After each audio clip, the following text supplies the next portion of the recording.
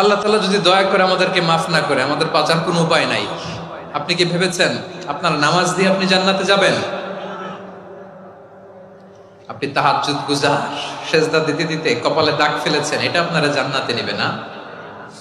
আপনি এলাকার সবচেয়ে বড় হাতেম তাই দানশীল, এই দানের ভরসায় বসে আছেন। কশিন কালো ওঠা আমাদের নামাজ, আমাদের রোজা, আমাদের ইবাদত, এগুলোকে মিজানের পাল্লায় উঠালে কোনো ওজনই হবে না। তবে আমাদের একটা কৌশল জানা আছে, আমরা আল্লাহর রহমতের ভিখারি। আমরা সেদিন আগেই গুনার স্বীকৃতি দিয়ে দেব। আমরা বলবো, আল্লাহ তুমি প্রশ্ন করার আগে তোমার একটা কথা বলি, আমারে কিছু জিজ্ঞেস করো না, আমি সব করেছি।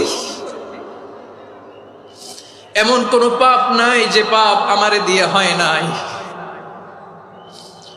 তোমার রহমত দিয়ে তুমি জান্নাতে পাঠাবা, তোমার দয়ায় জান্নাতে যেতে চাই, আমল দিয়ে না। পারবেন বলতে? কিয়ামতের দিন আমরা বলবো, আল্লাহ আমার আমল দিয়ে জান্নাত চাই না, আমি তোমার দয়া দিয়ে জান্নাত চাই। তোমার দয়া ছাড়া আমার কোনো উপায় নাই।